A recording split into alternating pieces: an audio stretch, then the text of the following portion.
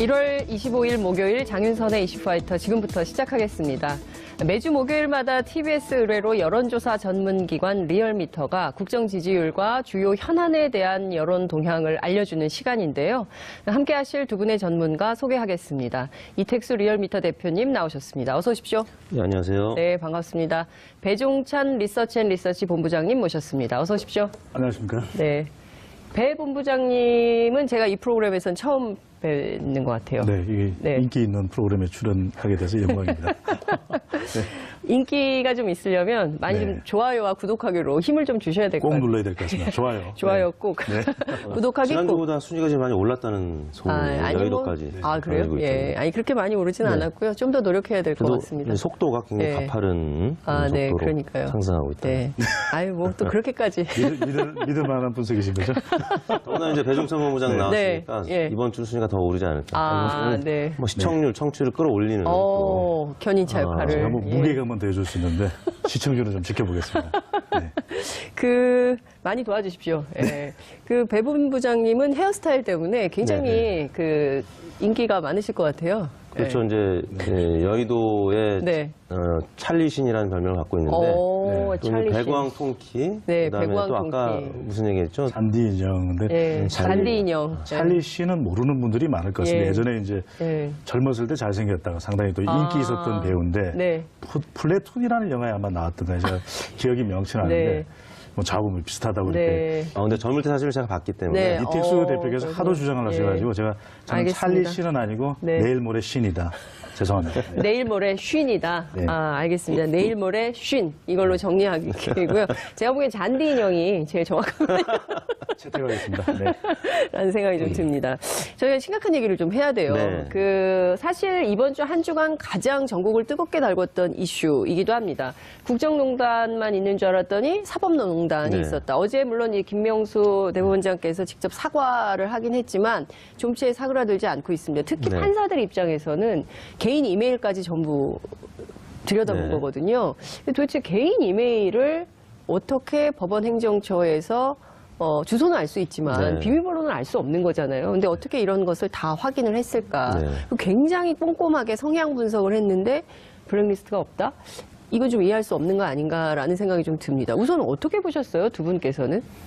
적법하냐 또는 아니면 네. 문제가 불법적 소지가 충분히 있느냐 말씀하셨던 대로 이것이 사실상 이 사법부의 독립하고도 연관되는 문제거든요. 그렇습니다. 국민들이 사법부에 대한 신뢰를 보내는 이유는 그만큼 독립적이고 다른 네. 외압을 받지 않는다라는 것인데 사실 미국도 건립될 때 제일 중요한 기둥이 바로 정의의 기둥이다. 그래서 사법부를 강조하지 않았습니까? 그렇습니다. 연방 대법원에 대해서는 네. 영향을 못 주도록 되어 있는 것이고 특히 이제 이메일 해킹이라는 것은 기술적으로 전체적으로 총괄하는 이 기획이 없었다면 사실 네. 알 수 없는 건 아니고 들어가서 이메일 내용을 볼 수가 없는 것이죠. 지금 이 트럼프 대통령 미국 우리하고 다른 나라의 일이긴 합니다만 네.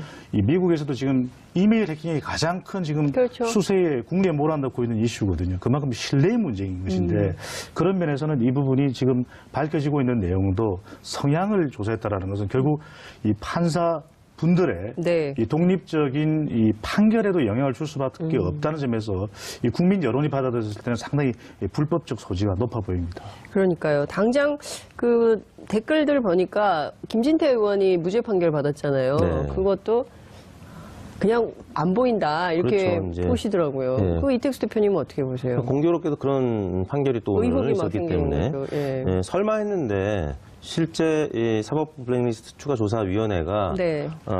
법관 사찰력이 있었던 것으로 이제 발표를 했기 때문에 네. 국민들은 이 설마 했던 게 이제 실제로 드러났구나라고 이제 충격을 받은 거고요. 네. 뭐 주요 기관 신뢰도 조사해 보면 항상 그래도 이 판사에 대한 신뢰는 높은 편이었었습니다. 뭐 그럼요. 검찰이나 예. 뭐 다른 정치인들에 비해서 네. 항상 뭐 성직자에 준할 정도로 높은 편이었는데 네. 물론 이제 일부 판사들의 비위나 뭐 비리 혐의가 있을 때는 네. 일시적으로 떨어진 적은 있었습니다만 네.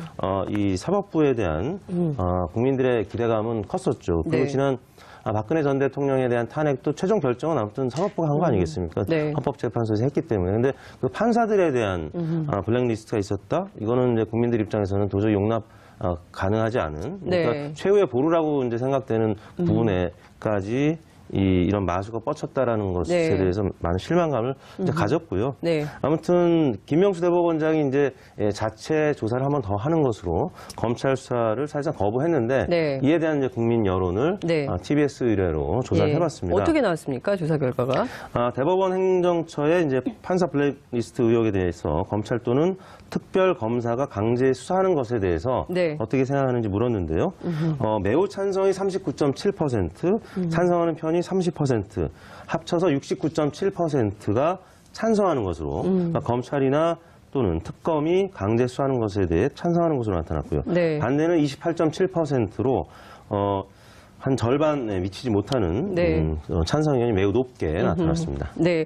지금 보면 사실상 이것은 검찰 수사를 통해서 명명백백하게 밝혀라라는 국민적 의견이 69.7%면 70%. 그러니까 네. 국민 10명 가운데 7명은 이거 그냥 못 넘긴다. 이런 네. 주장을 하고 있는 걸로 보입니다. 근데 정말 충격적이에요. 그러니까 이러지 않았을까? 혹시 이랬지 않았을까 했던 게 전부 사실로 밝혀지고 네. 있는 거거든요. 박근혜 정부 국정농단이라는 것이. 어쩌면 그 끝에 지금 판사 블랙리스트 파문이 있는 거 아닌가 싶은데요. 이 여론 분석은 좀 어떻게 하십니까? 그 배종찬 압도적으로 본부장께서는. 예. 국민들은 이제 이 사법부의 검찰 수사가 필요하다라는 네. 입장인데 가장 큰 이유는 바로 이런 부분이거든요. 국민들이 의혹을 가지게 되고 또 여론이 형성됐을 때는 그것이 사실이라고 했을 때는 국민들에게는 이 불신으로 연결되는 부분인데 네. 중요한 것은 성향 조사를 했다. 그렇다면 성향을 조사하는 과정도 문제가 많았지만 네. 더 큰 것은 이 성향을 통해서 우리가 이 관련된 여러 판결들이 저럴 수가 없을 텐데 저기서 마치 성향과 관련된 것 아닌가라는 것이 명백히 밝혀져야 된다라는 것이거든요. 이것이 네. 이제 대충 그럴 것이다라고 하는 가정이나 네. 추측에 그쳐 버린다면 사법부의 독립 또 사법부의 신뢰가 영원한 것이 될 수밖에 없다는 것이고요. 예. 국민들이 이런 여론을 한 것은 이 사법부가 수사되는 것에 대한 부담도 상당히 클 겁니다.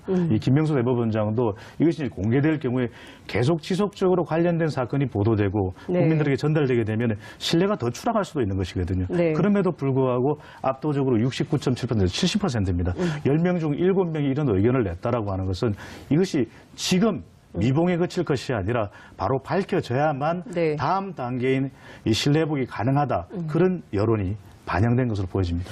근데 지금 이게 강제조사가 필요하다는 거잖아요. 강제조사. 그러면은 검찰이 예컨대 지금 문제가 되는 임종원 전 법원행정처 차장 같은 경우에, 그러니까 이분이 바로 우병우 전 민정수석과 수십 차례 통화를 하면서 법원 내부의 판결을 알려줬다는 거고, 일종의 내고. 네. 이런 걸 했다는 의혹을 받고 있는 분인데 정작 이분의 컴퓨터는 열지 못한 상황이거든요. 그렇죠. 그리고 사실 임의 제출 형식으로 그 제출한 판사들 이 조사위원회에 제출한 자료만 가지고 본 게 이 정도라는 거예요. 네. 그러니까 임의 제출 형식으로 제출받지 못한 760개의 파일에는 뭐가 들었냐. 그 네. 의혹은 일파만파 더 커지고 있는 이런 상황인 건데 자, 이 강제 조사를 하려면 검찰 권력이 동원돼야 되는데 네. 사법부의 경우에는 1971년에 1차 사법파동을 겪지 않았습니까? 그렇기 네. 때문에 이 치욕이에요. 법원이 검찰의 수사를 받는다는 것 자체가. 그리고 영장을 법원이 또 발부를 해줘야 되잖아요. 네. 그 압수수색이라도 한다면, 네. 강제 수사를 한다면 법원이 어떻게 할까요? 어떻게 현재까지는 이제 현실적으로 받아들여질 가능성이 이제 적죠. 그래서 3차 조사위원회 이제 구성 얘기가 나오는 것이고요. 네. 물론 이제 이 경우에도 그 철저한 수사가 이제 이루어지지 않을 경우, 조사가 네. 이루어지지 않을 경우에는 네. 그 외부에서 이제 고발하는 방법이 있겠죠. 그러면 검찰에서 수사를 안 할 수가 없기 때문에 네. 그런 방식이 있고, 물론 이제 한국당에서는 지금 국정조사위까지 나오고 있습니다. 왜냐하면 한국당 입장에서는 국정조사예요. 네. 김명수 대법원장과 또 한국당에서 바라봤을 때 좌파 성향의 판사들한테 불리한 조사 결과는 발표하지 않았다라는 정보를 자기네들이 들었기 때문에 네. 국정조사를 해야 된다. 그러니까 특검이나 검찰 조사도 한국당 입장에서 못 믿겠다. 네. 이런 상황이 됐기 때문에 네. 지금 국민들은 여하튼 자체 조사는 지금 신뢰하지 못하겠다라는 얘기고요. 예. 자체 조사로는 지금 그 말씀하셨던 여러 가지 파일에 대한 비밀번호 등을 예. 과연 이미 제출할 것이냐 예. 할 가능성이 적죠. 그렇기 예. 때문에 적어도 외부 인사가 참여시키는 3차 조사위원회를 김명수 대법원장은 지금 얘기를 하고 있는데 네. 외부에서는 그다지 신뢰하지 않고 곱지 않은 것 같습니다. 근데 말씀 주신 대로 하시면 이게 지금요 완전히 정치 싸움 비슷하게 되지 않을까요? 그러니까 이를테면 세월호 특조위가 진실을 밝히는 것보다는 여야 간에 막 그 쟁점 네. 가지고 다투느라고 진실을 밝히지 못했던 것처럼 또 제3의 기관이 제3의 관계자들이 네. 들어오면 진실을 밝히는 것보다는 정치권의 흙탕물 싸움이 될 가능성이 있지 않을까요? 배 본부장님 어떻게 보세요? 바로 그 부분이 지금 여론이 네. 이런 결과로 나타나는 걸로 보여지는데 예. 강제 수사를 이야기하고 있거든요. 네. 그래서 정작 이 대상인 이 법원의 대법원장이 김명수 대법원장은 상당히 부담을 느끼고 있는 발언들을 하고 있지 않습니까? 그런 이유는 실제 이것이 특정 판사 개인의 비리 문제가 아니라 네. 이 총체적으로 이 법원 바로 이 그렇죠. 사법부에 대한 수사가 아니겠습니까? 그것도 강제 수사가 된다라는 것은 굉장히 모욕적으로 느낄 수도 있는 네, 부분이거든요. 바로 그렇죠. 그런 부분들이 더 큰 부담으로 연결되는데 여기서 주목할 부분이 만약에 이 부분이 명백하게 수사가 되지 않고 그런데 이제 수사는 되고 그것을 뭐 적나라하게 하나하나 모든 것을 밝히느냐 또 그 내용 중에는 차마 밝히지 못하는 그런 내용도 분명히 있을 겁니다. 네. 그런 개인적인 내용도 있을 수 네. 있는 거죠. 그런 부분은 가려서 적어도 이 공개돼야 될 부분들은 충분히 수사의 결과가 국민들에게 알려지는 것은 반드시 네. 필요할 텐데 네. 말씀하셨던 대로 그 부분 자체로 가는 과정까지가 쉽지 않다라는 것입니다. 네. 이 정치적으로는 여의도 정치권에서는 각 당의 정치적 입장에서 주장을 하고 있는 것이거든요. 이것은 뭐 좌파다 또는 아니면은 보수적인 성향이 강한 판사들이다. 네. 이런 것을 통해서 자칫 이 국민들의 이 사법권, 국민들이 사실상 주인 아니겠습니까? 이 사법권이 정쟁으로 휘말릴 수 있는 네. 이 여지가 상당히 크다라는 점에서 이 국민 여론 결과가 왜 강제 수사를 이야기했을까? 그렇다면 수사 과정의 공정성과 그리고 이 수사 결과에 대해서 이 정치적인 정쟁적으로 해석하는 것을 갖다가 차단하자라고 하는 이 국민 여론은 반드시 기준 삼아서 진행이 돼야 될 걸로 보여집니다. 네, 말씀 주신 대로 이 국민들은 진실이 알고 싶은 거거든요. 네. 정말 지금 막 그 보수 언론, 보수 정당 그리고 또 그 어쨌든 진보 언론으로 분류되는 그리고 또 이제 판사들의 그 어쨌든 드러난 사실에 네. 대한 비판, 사실 뭐 이런 것들이 나오고 있는데 구체적인 진실이 뭐냐 여기에 네. 천착해서 관심을 갖고 있는데 정치권에서 말씀 주신 대로 정쟁으로 몰아서 진흙탕 싸움이 되면 뭐 밝혀진 건 하나도 없고 결국 자기들끼리 정치권에서 싸움만 하다 끝났다 이런 결론을 낼 수가 있거든요. 네. 그리고 사법부에 대한 불신은 더 깊어지겠죠. 네. 이 자체를 김명수 대법원장이 우려하고 있는 것이 아닌가 이런 생각이 좀 드는데요. 네. 앞서 말씀드린 대로 그 법원 내부에서 조사를 할지 네. 그러니까 조사를 한다고 해서 그거를 믿을 수 있을지 이게 첫 번째 키포인트인 것 네. 같고요. 두 번째는 과연 법원이 그러면 외부 관계자들에게 넘길지 예? 검찰 수사 이런 방식을 선택할지 그러지 않는다면 여론은 또 어떤 방향으로 귀결될지 그건 좀 어떻게 전망하십니까? 일단 그 60대 이상을 제외하고 또 한국당 지지층을 제외하고 네. 보수층을 제외하고는 모두 찬성하는 검찰 특검 조사를 찬성하는 이번 결과를 봤을 때 일단 사실관계는 네. 수사를 통해서 밝혀질 네. 수 있다라고 믿는 것 같습니다. 물론 네. 이제 보수층이나 한국당 지지층 60대 이상에서는 네. 이번 판사 블랙리스트 수사로 인해서 네. 보수층이 급격하게 위축되는 것을 우려하는 왜냐하면 이제 지방선거를 또 앞두고 있기 때문에 네. 그리고 한국당에서 주장하는 국정조사 카드도 있기 때문에 네. 뭐 그런 부분을 하는 것이겠습니다만 네. 최근 들어서 이제 지난주에도 뭐 저희가 여러 가지 이슈들을 발표했지만 문재인 대통령 지지율이 지금 최근 들어 60% 초반으로 이제 떨어지고 네. 일부 조사에서는 50%대까지 지금 하락을 했는데 문재인 대통령 지지율보다 더 높게 이슈 조사가 이렇게 70%까지 나온 것은 오래간만에 등장한 이슈거든요. 예. 보통 같은 경우는 최근 들어서 뭐 평창 올림픽 관련돼서도 네. 조사를 해보면 50대 40으로 팽팽하게 네. 물론 이제 문재인 대통령 입장을 지지하는 결과들이 나오긴 했습니다만 네. 결과가 많이 최근 들어서 좁혀졌는데 이거는 지금 뭐 7대 3이라고 하면은 네.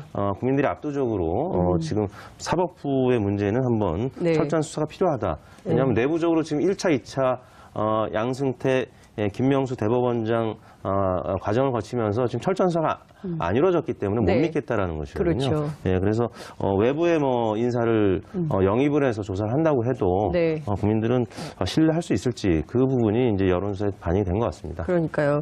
뭐 인사개혁도 하고 뭐 법원행정처 뭐 상근 판사들 네. 숫자도 줄이고 뭐 여러 가지 제도적 대안을 내놨지만 국민들은 그걸로 안 된다. 네. 더 큰 개혁을 원하는 것 같고 어찌 보자면 지금 이 시기가 사법개혁의 골든타임이 아닌가 이런 생각이 네. 좀 들기도 합니다. 앞서 말씀 주신 대로 대통령의 국정 운영 지지 또 네. 국정 수행 평가 여론도 좀 살펴봐야 될 것 같아요. 그렇습니다. 문재인 대통령 국정수행 평가 이제 주중 집계인데요. 네. 이번 주 월요일부터 수요일까지 조사한 결과입니다. 59.8%로 지난주 대비 6.2%포인트 하락한 수치를 나타냈습니다. 최근 2주간 낙폭이 2주 동안의 낙폭이 11.8%가량 지금 하락한 것 같은데 이게 과거 이제 박근혜 정부 때 세월호 사건이 터진 그 한 주간의 이 격차랑 이제 비슷한 낙폭인데요. 일간으로 보면은 조사일 기준 8일 연속 하락을 했습니다. 가장 저점은 이제 이번 주 화요일 23일 날 59.9%까지 떨어지면서 주중 집계가 59.8%, 60%에 0.2%포인트 미치지 못했는데요. 네. 청와대 입장에서는 다행스러운 게 이제 어제 그저께 저점을 찍고 네. 어제는 소폭 반등했다는 겁니다. 60.3%로 0.4%포인트 올랐는데요. 그 60.3%로 이제 반등했던 원인은 네. 문 대통령께서 이제 초당적 평창 협력 요청 네. 참모의 이 발언이 어제 네. 그 보도가 됐습니다. 이제 예. 이런 이야기들이 나오고 또 이제 문재인 대통령 생일 기념한 네. 여러 가지 그 검색어 기사도 있지 않았습니까? 그래서 네.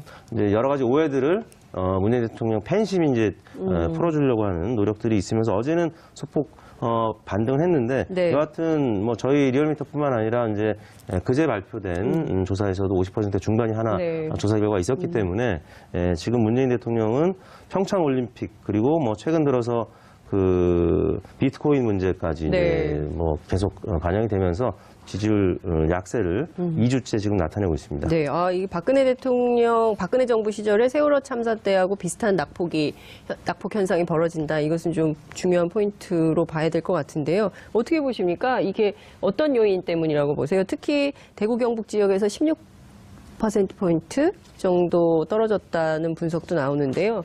이게 어제 저는 그 현상도 좀 이따가 여쭤보고 싶은데 네. 이게 평화올림픽과 평양올림픽 실검에서 이른바 뭐 어떤 언론은 실검 전쟁 이렇게 보도를 하기도 했는데 그건 이따가 여쭤보고요. 이 내용에 대해서 배종찬 본부장님은 어떻게 분석하십니까? 지역적으로 보는 부분도 있을 거고 이제 세대별로 볼 필요가 지역 세대. 있는데 예. 우리가 이 세월호 사고가 발생했을 때 2014년 아니겠습니까? 예. 당시에 이 박근혜 전 대통령의 지지율이 급락했던 이유는 바로 지켜야 될 국민 안전을 지키지 못했다라고 하는 부분인데 네. 이번의 경우에는 하락하는 가파른 하락세를 보였다라고 하는 것은 물론 이제 반등하는 네. 이 조사의 말미에는 있었습니다만 그런 이유는 가장 누가 움직였냐 20대 30대의 지지율이 큰 폭으로 이탈을 했다라는 것이거든요. 물론 여전히 대통령 지지율 높은 편입니다. 그런데 20대 30대가 적어도 10%포인트 이상 이탈하는 데는 경제적인 이 실망감 또 심리적인 상실감. 네. 그러니까 경제적인 실망감은 왜냐하면은 대통령이 늘 이야기를 해왔던 것이 일자리를 확충하겠다. 네. 그리고 또 이 정규직을 하겠다. 이거 상당히 젊은 세대들의 이해를 잘 반영한 부분인데 네. 한편으로는 우리가 다른 조사에서는 주로 20대, 30대 그리고 화이트 칼라 직장인과 학생층들이 이 가상화폐에 대한 투자를 많이 하고 있거든요. 네. 왜냐하면 여기는 이유가 있습니다. 우리가 부동산 관련된 조사 결과를 보면은 네. 우리 국민들이 가장 열광하는 재테크 방법은 부동산입니다. 그런데 20대, 30대가 돈을 벌어서 지금 천정부지로 지소선 부동산을 사서 이 돈을 불릴 방법은 없는 것이거든요. 네. 그렇다면 이들에게는 고위험, 고투자의 형식도 잘 모르는 주식 투자도 어려운 것이고 네. 가상화폐를 보면 뭔가 미래지향적이고 이것이 하나의 새로운 전기를 마련할 수 있는 경제적인 디딤돌이 될 수도 있다라고 여겨지는 것이거든요. 네. 그렇지 않다면 그 많은 이 20대, 30대들이 투자를 안 했겠죠. 그렇다면 바로 이 부분에 대해서 좀 더 명확한 규제라면 규제를 내놓는다면 이해가 될 텐데 네. 정책적인 소통을 충분히 하지 못했던 것이 이 경제적인 실망감으로 연결된 부분이 있고요. 네. 또 한편으로는 심리적인 상실감은 그런 것입니다. 20대, 30대들이 줄곧 이야기해 오는 것이 지난 탄핵 국면, 적폐청산이 기득권이 해도 너무했다. 네. 우리 국민들이 가져가야 될 이해를 앗아갔다라는 것이었거든요. 그래서 불공정에 대한 촛불을 예, 아니겠습니까? 문제의식이 컸죠. 공정하게, 평등하게, 네. 정의롭게 바로 이 문재인 대통령의 취임 일성이었는데 네. 그런 만큼 남북 단일팀 구성도 중요한 이 부정평가 이유로 꼽혔다라는 것이거든요. 그 이유는 이것이 이 특정 팀의 기회를 박탈한 것이 아니라 일종의 같은 세대의 또래 집단의 이 동조화 현상이 발생을 하게 네, 되는 겁니다. 예. 왜 그 사람들의 기회는 앗아가면서 이 대구 경북에는 명분을 가져오는 것이 대통령이 그들의 이 젊은 세대들이 팀에 더 많은 기회를 가지는 것에 대해서는 더 충분히 설명하지 않으면서 네. 현송으로는 왜 이렇게 각광을 받느냐 스포트라이트 이것이 이제 보수층이 그동안에는 샤이 보수로 밀려 있었는데 일종의 역 샤이 보수 현상 역사의 역 쉐임 보수 현상이 나타나는 것이거든요. 예. 왜냐하면 이 박근혜 전 대통령이나 지금 여러 가지 논란이 되고 있는 이명박 전 대통령에 대해 비용은 할 수 없지만 네. 저도 안보 문제에 있어서 이건 정부가 남북 경협기금을 쓰더라도 또 이 올림픽에 대한 것은 우리 국가에 대한 상징성도 큰데 이것을 한반도기로 밀어붙일 일이냐 네. 이러면 설득력이 있어지는 것이거든요. 적어도 중도 보수층 이들에게는 좀 더 보수적 성향이 강한 메시지를 전달했다는 점에서 대구 경북은 또 똘똘 뭉치게 됐던 것이죠. 어쨌든 이제 중요한 포인트는 비트코인 문제부터 시작해서 그리고 남북 국가대표 단일팀 문제 뭐 이런 부분에서 어쨌든 이제 남북 관계는 너무 급박하게 추진이 되고 그러니까 정부가 충분하게 설득하지 못한 포인트가 조금 국민들 입장에서는 왜 우리 국민들의 기회를 박탈하는 거야라는 반론 혹은 또 비판 이런 것이 가능한 여론시장을 만들었다 이렇게 말씀을 좀 주신 걸로 이해를 할 것 같고요. 비트코인 문제는 정부가 어찌됐든 이게 투기 광풍에 대해서는 규제를 하겠다는 확실한 입장을 보이고 있기 때문에 근데 이제 이것이 아파트 문제하고 연동돼서 막 이렇게 하면 굉장히 복잡해지기 때문에 그거는 조금 접어두기로 하고요. 앞서 말씀드린 대로 그 얘기를 좀 해보죠. 그 평양올림픽, 평화올림픽이 이제 쟁점이 되고 있거든요. 그 막 실검 1, 2위를 다투고 그래서 정현 선수가 20위권으로 막 내려가고 뭐 이랬었다 뭐 이런 얘기가 나오고 있는데요. 이택수 대표께서는 그 현상은 좀 어떻게 분석하셨습니까? 그동안에 이제 청와대 입장에서는 문재인 대통령 입장에서는 좀 억울한 측면이 있었죠. 그 보수 언론에서 좀 과도하게 이 남북 단일팀 네. 구성과 관련된 평가 절하나 또 잘못된 정보에 대한 비판이 있었습니다. 이제 그랬기 때문에 문재인 대통령 맞아요. 지지율을 계속 이제 떠받쳐왔던 예. 문재인 대통령 이 고정 지지층, 핵심 지지층들이 직접 검색어 또 이벤트까지 벌인 것 같은데요. 네. 문재인 대통령 지지율이 지금 이제 59.8%까지 떨어진 이유가 지금 20대가 이제 67%의 지지율로 떨어졌습니다. 원래 20대 같은 경우는 80%를 넘는 네. 굉장히 높은 지지율을 보였었고요. 30대도 이번 주 주중 집계가 66.9% 비슷합니다. 67%의 20대와 비슷한 수준이고요. 네. 40대가 68.8%, 네. 20, 30대가 공이 60대 후반으로 떨어졌거든요. 원래 이제 80%대를 공고하게 유지했던 계층이 20, 30대였는데 2, 3, 4. 예. 남북 단일팀 구성 과정에서 네. 어떤 가장 큰 영향을 지금 받은 거고요. 네. 이제 논외로 하기로 제가 보기엔 했습니다만 이거는 네. 좀 이낙연 총리 발언이 잘못돼서 그런 거 아닌가요? 그것도 영향을 워낙 미쳤겠죠. 우리가 경쟁 사회가 치열한데 그리고 그것 때문에 지쳐 있는 젊은 세대가 네. 거의 무슨 어차피 메달권 받기인데 나 그 단일팀 구성하면 어떠냐라고 네. 해서 그런 게 오히려 더 네. 그 영향을 크게 미친 것은 아닌가. 메시지와 관련된 부분인데 네. 바로 그런 부분에서 좀 이제 이야기를 경청하는 것에 대해서 그동안 이 2030 세대들이 문재인 대통령을 전폭적으로 지지를 해왔던 부분이거든요. 그것은 이제 문재인 대통령이 먼저 판단하고 주장하기에 앞서서 네. 이야기를 듣고 수렴하고 네. 이것이 국민의 여론이다라는. 남북 관계는 지금 그렇게 할 만한 시간이 없었다는 거 아니겠어요? 그렇죠. 이택수 대표님? 물론 그렇습니다. 그런데 네. 이제 젊은 세대들의 이야기는 그런 부분들을 이제 정부에서는 이미 결정을 한 상태에서 전달을 해버리기 때문에 네. 그것이 상당히 근데 부정적으로. 이거는 진짜 어려울 네. 것 같아요. 왜냐하면 외교적으로 남북 그렇죠. 대화를 하고 있는 상황이기 때문에 네. 국민들에게 먼저 설득하고 사실 우리 네. 이렇게 움직이고 있거든요라고 말하기가 말할 수가 어려운 없죠. 외교 현안은 좀 그런 측면이 네. 있어서 정부가 이거를 막 빠르게 이렇게 네. 속도감 있게 하지 못한 측면이 문제가 있었다라는 지적은 이해할 수 있을 것 같고요. 이 말씀을 계속 이어서 해주시면 네. 그리고 이제 20, 40대는 뭐 그런 측면이 작용했다고 보고요. 뭐 비트코인은 일부 반영이 된 것 고요. 네. 그러면 그 5, 60대 보수층에서는 네. 지난주부터 계속돼 오고 있는 이명박 전 대통령에 대한 수사 네. 필요성, 또 검찰 조사 과정에서 네. 문재인 대통령이 지난주에 박수현 대변인을 통해서 이제 네. 분노라는 표현을 써가면서 네. 직접적인 대응을 했다는 측면에서 특히 이제 보수층이나 60대 이상 계층에서도 많이 빠졌거든요.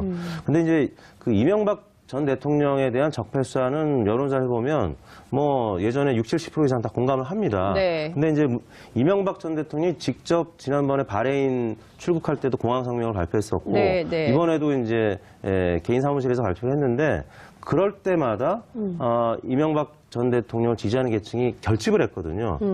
보수층도 뭉치고 한국당 지지율도 그 당시에 일시적으로 올랐습니다. 작년 예. 바레인 출국할 때도 일간으로 보면 자유한국당이 당시 리얼미터 조사에 네. 따르면 10월 13일경이었는데 일간으로 20%를 살짝 찍은 적이 있어요. 네. 그러니까 12일 날 출국하고 그 다음에 저희 네. 일간으로 봤을 때 한국당 지지율이 올랐단 말이죠. 반면에 문재인 대통령 지지율은 그 민주당 지지율은 살짝 약세로 돌아서고 네. 이번에도 마찬가지였습니다. 이명박 전 대통령이 기자회견 형식의 네. 성명을 발표하고 박수현 대변인이 그 다음에 직접 네. 문재인 대통령의 성명을 대독하고 네. 이런 과정에서 분노라는 표현을 쓰고 노무현 정부 때 그리고 이명박 정부 때의 전전 정권 간의 어떤 네. 갈등으로 정쟁으로 비춰지다 보니까 보수층이나 60대 이상 지지율이 많이 떨어졌거든요. 그러니까 어쨌든 중요한 것은 이게 그 프레이밍이 네. 된다는 것이죠. 그러니까 어쨌든 보수 언론, 보수 정당이 같은 어떤 날 보면은 조중동이 기사 제목이 다 똑같은 날도 있어요. 네. 요새 보면. 그래서 어쨌든 이제 이 프레임이 만들어지고 여론이 모아지면서 어쨌든 그 이른바 이제 그 각 진영 간의 다툼으로 네. 또 가고 있는 거 아닌가. 그 대표적인 현상이 평화올림픽, 평양올림픽, 실검 전쟁 이거 아닌가라는 생각이 좀 듭니다. 바로 그 부분인데, 네. 그러니까 우리가 여론에서 나타나는 현상을 네. 옳다 그러다로 표현하는 것이 네, 아니라 네. 과연 어떤 식으로 전달되느냐가 중요할 네, 수밖에 네. 없는 것이거든요. 그렇다면 그동안 이 보수층이 붕괴된 현상이 나타났을 때 이 네. 보수 진영에서는 보수 성향이 강한 우리 국민들 쪽에서는 박근혜 전 대통령, 이명박 전 대통령을 비호할 수는 없는 것이거든요. 네. 명백한 잘못들이 또 알려져 있고 그렇죠. 또 계속 진행 중에 있고. 근데 반면에 이 보수층들이 가장 결집을 할 때 하나의 이 뭉칠 수 있는 계기가 되는 것이 안보 이슈거든요. 네. 말씀하셨던 대로 이것이 평화올림픽이고 또 한 글자가 틀립니다. 네. 평창올림픽. 이 평창올림픽이라고 하는 것이 이제 정부에서 강조하고 있고 우리가 이 일반적으로 생각해 볼 때 일반적이라는 것은 우리가 그냥 일반적인 상식의 기준에서 생각을 해 본다면 네. 아니 남북관계 개선을 위해서 이렇게 노력하는 이 정부에 대해서 박수를 쳐줘야 되는 것 아니냐라는 이야기를 할 수가 있거든요. 네. 그런데 이것이 이제 이 좋았던 관계, 좀 진전되는 관계에서 이런 현상이 나타났으면 모를 텐데 네. 이 보수층들은 그동안 숨죽여 있던 것이 이 북핵이 있는 데다가 이번에 이 올림픽에 있어서의 등장하는 인물들, 네. 가령 뭐 현송월 단장 네. 또는 다른 북한 관련 인사들이 결국 북핵과 연결시킬 네. 때는 이 보수층에서 결코 납득할 수 없는 부분이 있는 거죠. 근데 이럴 사실- 때 한 가지만 강조드리면 평양이다. 그러니까 네. 네이밍 자체가 그렇죠. 평화, 평창, 평양을 해버리니까 네. 적어도 평양 올림픽이라고 하는 이 비판적인 용어에 대해서는 네. 결집할 수 있는 네이밍 이펙트가 발생하거든요. 바로 그렇기 네이밍 때문에 이펙트. 뜨거운 논란이 이루어졌던 것이고요. 그렇죠. 네. 그러니까 결국에는 이제 북한 이슈가 여전히 그 한국 여론 시장에는 크게 영향을 미친다. 그러니까 뭐 색깔론이 문제가 있다고 하지만 그래도 여론 시장은 색깔론에 의해서 흔들리는 경향성을 보이고 있다. 짧게만 설명을 드릴게요. 네. 우리가 여론을 볼 때 정말 내가 보수라고 하는 기준이 있느냐 그렇지 않다라는 겁니다. 왜냐하면 보수를 어떻게 설명할 겁니까? 그럼 네. 진보는 뭡니까? 진보는 문재인 대통령을 지지하는 이유만 놓고 진보라고 할 수 있으면 그건 아니거든요. 근데 이 진보냐 또는 보수냐를 이야기할 때 가장 많은 기준이 되는 것이 북한 문제입니다. 안보 이슈. 예, 안보 이슈에 대해서 좀 이 평화적이고 네. 좀 더 이런 접근을 하게 될 경우 또 강경한 입장을 할 경우에는 이제 보수다 이렇게 네. 이제 구분을 많이 하게 되거든요. 그런 만큼 평양 올림픽이라는 것이 이럴 때 네이밍 현상이 근데 사실 발생하는 것이죠. 그 토마스 바우 IOC 총재가 그 평양 올림픽이 국내에서 굉장히 논란이 되는 것에 대해서 상당한 불쾌감을 표현했다 그래요. 네. 평창 올림픽을 잘 치러야 되는 것이 사실은 IOC의 그렇죠. 목표이기도 네. 한데 국내 정치가 계속 이런 거 가지고 잡음이 생기니까 네. 국제올림픽위원회 차원에서도 굉장히 뭘 이런 걸 가지고 이렇게 네. 소란스럽게 네. 하냐. 온 국민이 단합해서 잘 성공을 시켜도 모자랄 판에 이 나라 좀 그렇다 이런 좀 네. 생각을 하신 것 같아요. 그래서 그런 불쾌감을 표현했다고 한다는 점도 좀 말씀을 좀 드리면서 자, 민주당의 지지율도 2주째 떨어지고 있고 반면 자유한국당 지지율이 2주째 넘어서 대구 경북 지역에서는 36.4%로 1위를 차지했다는 조사 네, 결과가 그렇습니다. 있다고요? 네. 한국당은 저희 리얼미터 조사에서 작년 19대 대선 이후에 처음으로 20% 선을 넘는 것으로 나타났습니다. 네. 일간으로는 뭐 간혹 아까 말씀드린 대로 20%를 넘을 때가 있었는데 저희가 주중이나 주간 집계를 한 이후에 지난 대선 이후에는 처음으로 21%라는 현재 구도의 정당 지지도를 기록했고요. 반면에 민주당은 2.2%포인트 하락해서 네. 지난 19대 대선 이후 최저치를 기록했습니다. 이전 최저치는 11월 둘째 주에 48.2%였는데 이번 주에 46.1%로 문재인 대통령 지지율과 같이 빠졌고요. 네. 반면에 이제 국민의당이라든지 바른정당 지지율도 동반 상승을 했습니다. 국민의당이나 바른정당은 이제 그 제3의 정당 네. 혹은 뭐 다당제를 표방하고 있는데 뭐 이런 컨셉 때문인지 민주당이 떨어질 때 항상 반등하는 그런 예. 지지율을 나타내고는 하는데요. 국민당이 7%, 네. 바른정당이 6.3%, 각각 1.1에서 0.6%포인트 올랐는데요. 네. 각 당은 지금 안철수, 네. 유승민 두 대표가 지금 합당 과정을 진행 중이고 또 네. 호남도 그저께 방문하지 않았습니까? 네. 그러면서 꽤 많은 보도량이 있었습니다. 그래서 민주당 지지율의 하락 네. 반사이익에 따른 요인도 있고 네. 또 자체적인 일종의 컨벤션 효과도 반영이 된 것 같은데요. 네. 이제 문제는 저희가 잠재 정당 지지도라고 해서 네. 통합개혁신당 대 아니면 통합 반대하는 개혁신당까지 포함한 네. 이 잠재 정당 지지도인데요. 민주당과 한국당은 이제 비슷합니다. 44.7대 20.3인데 20.3. 예, 통합개혁신당이 지난주 대비 12.7%로 2.8%포인트 올랐습니다. 물론 이제 그 국민의당 자체적으로 발표한 네. 여론조사 결과에 따르면 통합개혁신당이 한국당을 앞서는 결과도 나오긴 했는데요. 예. 저희가 이제 매주 지금 트래킹을 해서 네. 추이를 말씀드리는 이 지수를 보면은 통합개혁신당이 아무튼 지난주 대비 2.8%포인트 올라서 12.7%를 기록했고요. 네. 정의당이 6.1, 그 다음에 통합반대 개혁신당. 네. 지금 뭐 민주평화당이라고 민주평화당, 하기로 예. 했죠. 거기는 3% 정도로 나타났습니다. 오늘 아침 TBS 김어준의 뉴스공장에서 박지원 전 대표는 4%라고 네네. 말씀하셨는데 지난주에는 4%였습니다. 지난주에는 4%, 이번 주는 예. 3% 예, 떨어졌네요. 조금 빠졌습니다. 통합개혁신당이 좀 오르면서 네. 좀 빠졌습니다.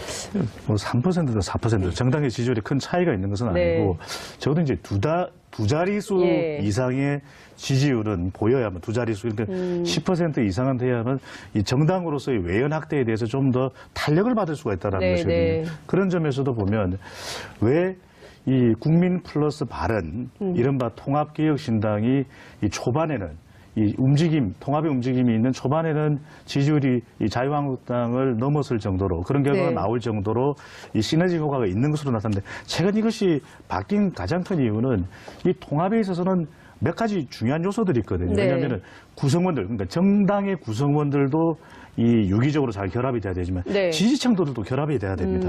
그러기 위해서는 좀 더 그것이 유기적으로 잘 결합돼서 1+1이 오히려 2가 아닌 네. 2.5가 되기 위한 정제 작업이 필요하거든요. 이념적으로도 좀 소통을 더 해야 되고 네. 정책적으로도 좀 잘 튜닝을 해야 되고 근데 그런 부분들이 사실 아주 급박하게 이루어진다는 것이 네. 우리 정치를 보면은 이 앵커께서 말씀하셨던 대로 뭔가 조급하게 하게 되면 상당히 여기에 대한 반발, 부작용이 네. 나오는 것이거든요. 그러니까 여기다가 이제 일종의 중도층도 쪼개지게 되고 왜 개혁신당 통합 반대파는 또 호남을 기반으로서 존재할 가능성이 네. 커졌지 않습니까? 그러다 네. 보면 호남 지지층이 이탈해버리니까 그런 시너지 효과, 국민 플러스 바른 통합개혁신당이 사라지게 되는 것이고 또 개혁신당은 정작 이탈은 했지만 네. 군소정당으로서 그 영향력은 또 아주 또 제한적일 수밖에 없는 것입니다. 네. 이런 고민들은 계속 되는데 그러니까 이런 고민들이 지방선거 이후에 어떤 결과가 나오느냐 네. 또 이 총선을 앞두고는 반드시 또 합종 연행을 할 수밖에 없거든요. 왜냐하면 다자대결로 가서는 국회의원 개인의 당선 가능을 장담할 수가 없거든요. 그럼 결국엔 바른국민당? 뭐 이름이 뭐가 될지 모르겠지만 국민바른당인지 바른국민당의 12.7%의 지지율과 그 자유한국당 20.3%가 합치면은 한 34% 정도 되는데 이렇게 해서 보수의 유권자들이 하나로 합쳐서 선거연대를 통한 방법으로 전략으로 어쨌든 이제 진영 대결로 갈 가능성이 높다 이렇게 보시는 건가요? 그렇지는 않습니다. 아닌가요? 그건 다른 문제인데 예, 예. 그러기 위해서는 적어도 더 많은 어떤 정치적인 역정들이 있어야 되는 것이거든요. 네. 왜냐하면 자유한국당 또 이 국민 플러스 바른 통합개혁신당 가칭인데 상당히 성격이 다릅니다. 네. 문제는 뭐냐면 이렇게 결합한다고 해서 지지율이 더 올라가는 것이 아니라 네. 1 플러스 1이 2가 아니라 오히려 1.5가 될 수도 있는 것이거든요. 네. 또 자유한국당과 그리고 통합개혁신당 가칭 이 경우에도 정책적인 성격이 상당히 다를 수밖에 없습니다. 이명박 전 대통령을 바라보는 시각도 그렇고요. 네. 또 여러 가지 이 정책 현안에 대해서도 안보, 경제 네. 이런 것이 다르기 때문에 이런 차이가 있는 것을 가지고 단순히 두 정당이 뭔가 연대를 한다. 네. 이 선거공학적인 네. 결합 이 부분에 대해서 더 이상은 유권자들은 손을 들어주지 않는 것이 지난 대선 때 네. 그것이 표명이 된 부분인 거죠. 총선 때도 그랬죠. 그렇습니다. 다당제를 만들었으니까요. 대선 때도 보면 우리가 예. 5명의 후보에 대해서 예, 예. 다 각각 그렇죠. 독자적으로 예, 투표하지 맞습니다. 않습니까? 예. 네.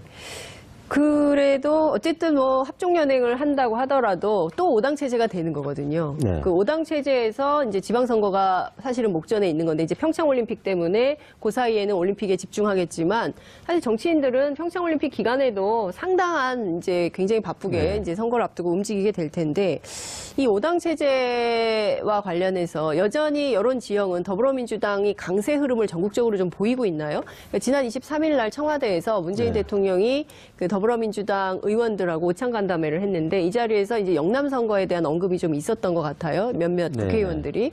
그래서 사실 영남 선거가 잘 되면 민주당이 지방선거에서 승리하는 것이다. 네. 뭐 이런 얘기도 나왔다는 언론 보도가 오늘 아침에 있었는데요. 그 흐름은 좀 어떻게 보십니까?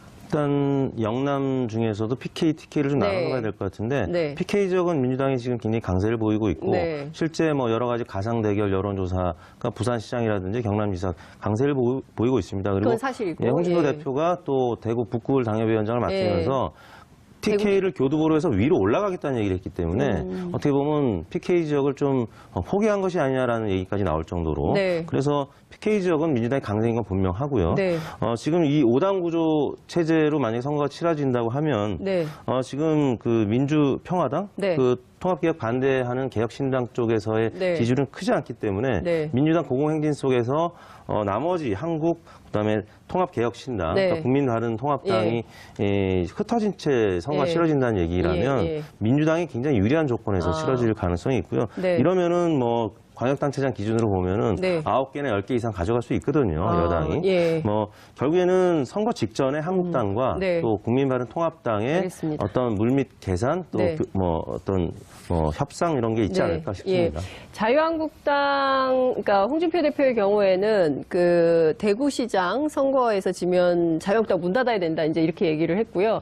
그 23일 오찬에서 몇몇 민주당 의원들이 영남 선거 승리로 자유한국당 문 닫게 해야 된다. 약간 문 닫는 논쟁이 또 벌어질 것 같아요. 간단하게 말씀 부탁드릴게요. 아유, 시간이 다 됐네요. 예. 네, 이게 선거에서 이제 왜 자기들 네. 지지층을 결집하기 위한 그런 네. 정치적인 발언으로 보여지고요. 네. 부산이 가장 중요할 걸로 보여집니다. 부산이 키포인트다. 알겠습니다. 아, 다음 주에는 부산 얘기를 중점적으로 한번 해볼까요?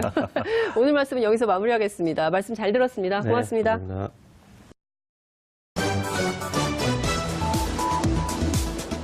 1월 25일 목요일 장윤선의 이슈파이터 지금부터 시작하겠습니다. 매주 목요일마다 TBS 의뢰로 여론조사 전문기관 리얼미터가 국정 지지율과 주요 현안에 대한 여론 동향을 알려주는 시간인데요. 함께 하실 두 분의 전문가 소개하겠습니다. 이택수 리얼미터 대표님 나오셨습니다. 어서 오십시오. 네, 안녕하세요. 네, 반갑습니다. 배종찬 리서치 본부장님 모셨습니다. 어서 오십시오. 안녕하십니까? 네. 배 본부장님은 제가 이 프로그램에서는 처음 뵙는 것 같아요. 네, 이게 네. 인기 있는 프로그램에 출연하게 돼서 영광입니다.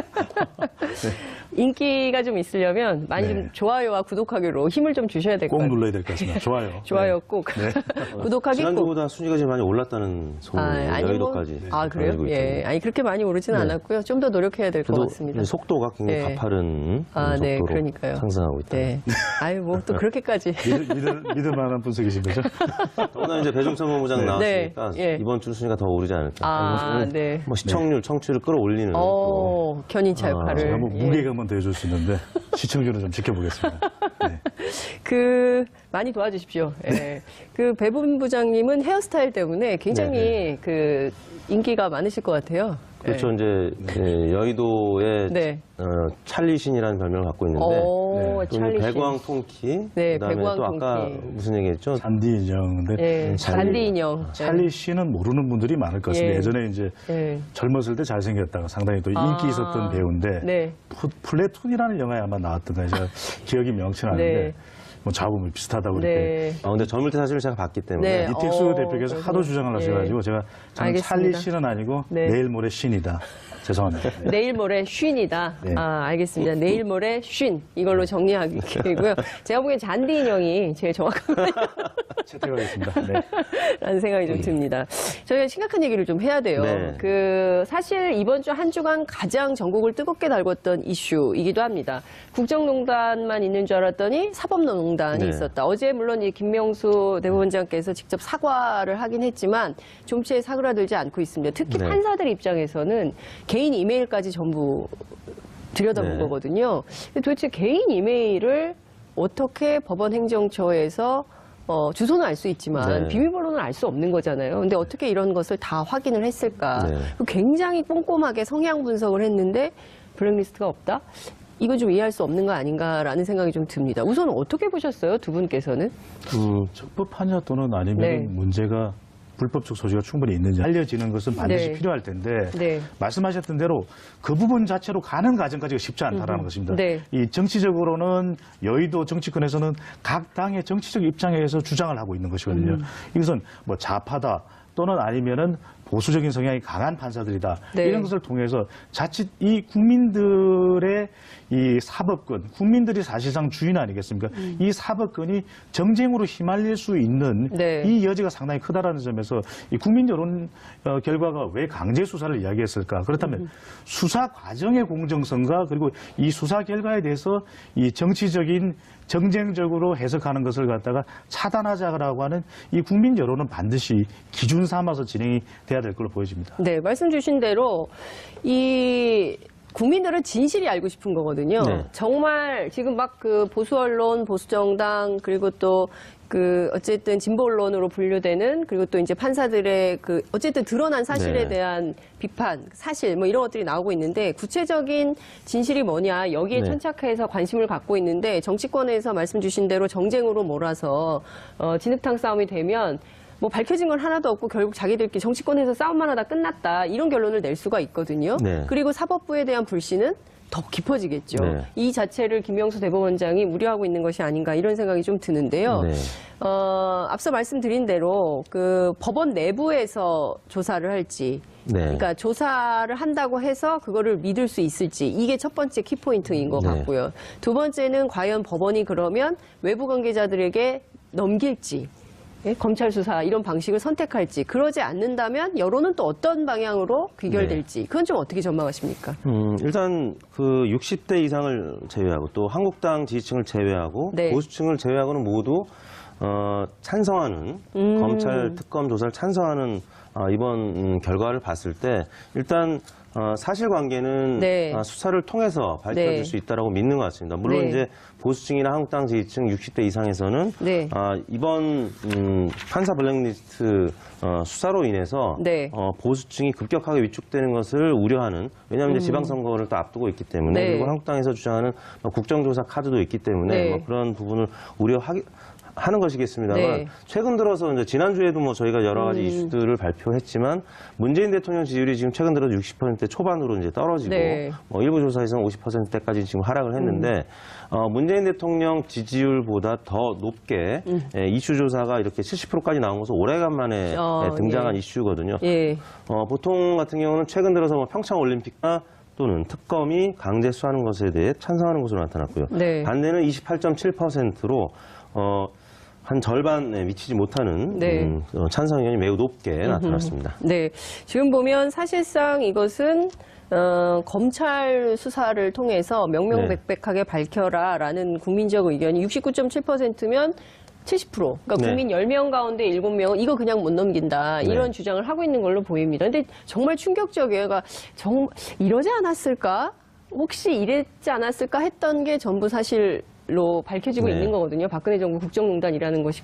어쩌면 그 끝에 지금 판사 블랙리스트 파문이 있는 거 아닌가 싶은데요. 이 여론 분석은 좀 어떻게 하십니까? 그 배종찬 압도적으로 본부장께서는. 예. 국민들은 이제 이 사법부의 검찰 수사가 필요하다라고 네. 하는 입장인데 가장 큰 이유는 바로 이런 부분이거든요. 국민들이 의혹을 가지게 되고 또 여론이 형성됐을 때는 그것이 사실이라고 했을 때는 국민들에게는 이 불신으로 연결되는 부분인데 네. 중요한 것은 성향 조사를 했다. 그렇다면 성향을 조사하는 과정도 문제가 많았지만 네. 더 큰 것은 이 성향 통해서 우리가 이 관련된 여러 판결들이 저럴 수가 없을 텐데 저기서 마치 성향과 관련된 것 아닌가라는 것이 명백히 밝혀져야 된다라는 것이거든요. 이것이 네. 이제 대충 그럴 것이다라고 하는 가정이나 네. 추측에 그쳐 버린다면 사법부의 독립 또 네. 사법부의 신뢰가 요원한 것이 될 수밖에 없다는 것이고요. 예. 국민들이 이런 여론을 한 것은 이 사법부가 수사되는 것에 대한 부담도 상당히 클 겁니다.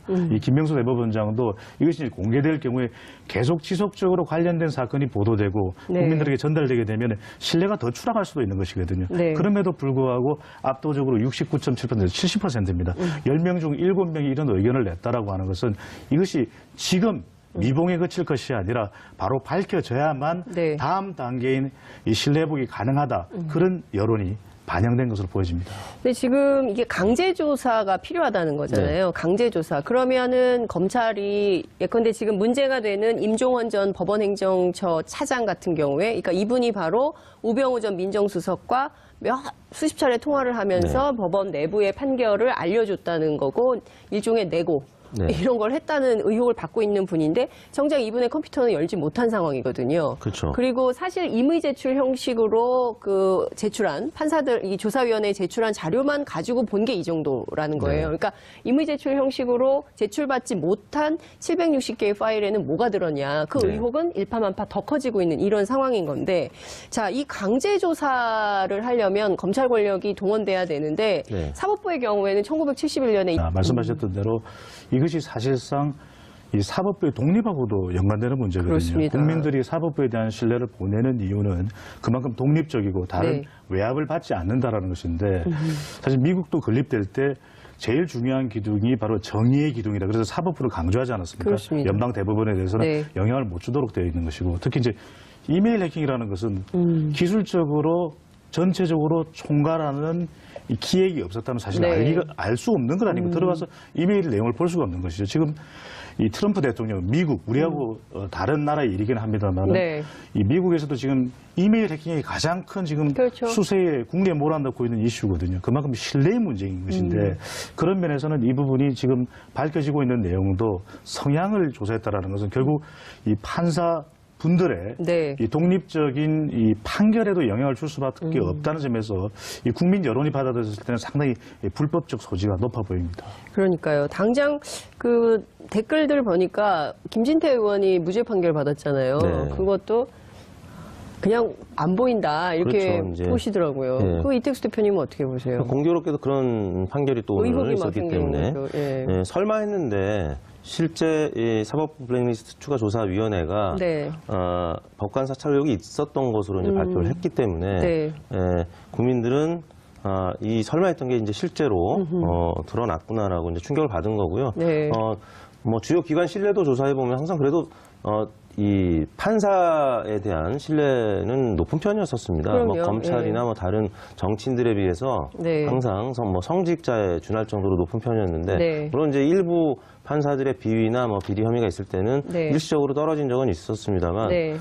이 사법부에 대한 국민들의 기대감은 컸었죠. 그리고 네. 지난 박근혜 전 대통령에 대한 탄핵도 최종 결정은 아무튼 사법부가 한 거 아니겠습니까? 네. 헌법재판소에서 했기 때문에. 근데 그 판사들에 대한 블랙리스트가 있었다? 이거는 이제 국민들 입장에서는 도저히 용납 가능하지 않은. 그러니까 네. 최후의 보루라고 이제 생각되는 부분에까지 이런 마수가 뻗쳤다라는 것에 네. 대해서 많은 실망감을 이제 가졌고요. 네. 아무튼 김명수 대법원장이 이제 자체 조사를 한 번 더 하는 것으로 검찰 수사를 사실상 거부했는데 네. 이에 대한 이제 국민 여론을 네. TBS 의뢰로 조사를 예. 해봤습니다. 어떻게 나왔습니까? 조사 결과가? 대법원 행정처의 이제 판사 블랙리스트 의혹에 대해서 검찰 또는 특별 검사가 강제 수사하는 것에 대해서 네. 어떻게 생각하는지 물었는데요. 매우 찬성이 39.7%, 찬성하는 편이 편이 30%, 합쳐서 69.7%가 찬성하는 것으로 그러니까 검찰이나 2차 사법파동을 겪지 않았습니까? 네. 그렇기 때문에 이 치욕이에요. 법원이 검찰의 수사를 받는다는 것 자체가. 그리고 영장을 법원이 또 발부를 해줘야 되잖아요. 네. 그 압수수색이라도 한다면, 네. 강제 수사를 한다면 법원이 어떻게 할까요? 어떻게 뭐 보죠? 현재까지는 이제 현실적으로 받아들여질 가능성이 이제 적죠. 그래서 3차 조사위원회 이제 구성 얘기가 나오는 것이고요. 네. 물론 이제 이 경우에도 그 철저한 수사가 이제 이루어지지 않을 경우, 조사가 네. 이루어지지 않을 경우에는 네. 그 외부에서 이제 고발하는 방법이 있겠죠. 그러면 음. 검찰에서 수사를 안 할 수가 없기 때문에 네. 뭐 그런 방식이 있고, 물론 이제 한국당에서는 지금 국정조사위까지 나오고 있습니다. 왜냐하면 한국당 입장에서는 국정조사예요. 네, 김명수 대법원장과 또 한국당에서 바라봤을 때 좌파 성향의 판사들한테 불리한 조사 결과는 발표하지 않았다라는 정보를 자기네들이 들었기 때문에 네. 국정조사를 해야 된다. 그러니까 특검이나 뭐 검찰 조사도 한국당 입장에서 못 믿겠다. 네. 뭐 이런 상황이 됐기 때문에 네. 지금 국민들은 여하튼 자체 조사는 지금 신뢰하지 못하겠다라는 얘기고요. 예. 자체 조사로는 지금 그 말씀하셨던 여러 가지 파일에 대한 비밀번호 등을 예. 과연 이미 제출할 것이냐 예. 할 가능성이 적죠. 뭐 그렇기 예. 때문에 적어도 외부 인사가 참여시키는 3차 조사위원회를 김명수 대법원장은 지금 얘기를 하고 있는데 네. 외부에서는 뭐 그다지 신뢰하지 않고 곱지 않은 것 같습니다. 근데 말씀 주신 대로 하시면 이게 지금요, 완전히 정치 싸움 비슷하게 되지 않을까요? 그러니까 이를테면 세월호 특조위가 진실을 밝히는 것보다는 여야 간에 막 그 쟁점 네. 가지고 다투느라고 진실을 밝히지 못했던 것처럼 또 제3의 기관이 제3의 관계자들이 네. 들어오면 진실을 밝히는 것보다는 정치권의 흙탕물 싸움이 될 가능성이 있지 않을까요? 배 본부장님 어떻게 보세요? 바로 그 부분이 지금 여론이 네. 이런 결과로 나타나는 걸로 보여지는데 예. 강제 수사를 이야기하고 있거든요. 네. 그래서 정작 이 대상인 이 법원의 대법원장이 김명수 대법원장은 상당히 부담을 느끼고 있는 발언들을 하고 있지 않습니까? 그런 이유는 실제 이것이 특정 판사 개인의 비리 문제가 아니라 네. 이 총체적으로 이 법원 바로 이 그렇죠. 사법부에 대한 수사가 아니겠습니까? 그것도 강제 수사가 된다라는 것은 굉장히 모욕적으로 느낄 수도 있는 부분이거든요. 바로 그렇죠. 그런 부분들이 더 큰 부담으로 연결되는데 여기서 주목할 부분이 만약에 이 부분이 명백하게 수사가 되지 않고 그런데 이제 수사는 되고 그것을 뭐 적나라하게 하나하나 모든 것을 밝히느냐 또 그 내용 중에는 차마 밝히지 못하는 그런 내용도 분명히 있을 겁니다. 네. 그런 개인적인 내용도 있을 수 네. 있는 거죠. 그런 부분은 가려서 적어도 이 공개돼야 될 부분들은 충분히 수사의 결과가 국민들에게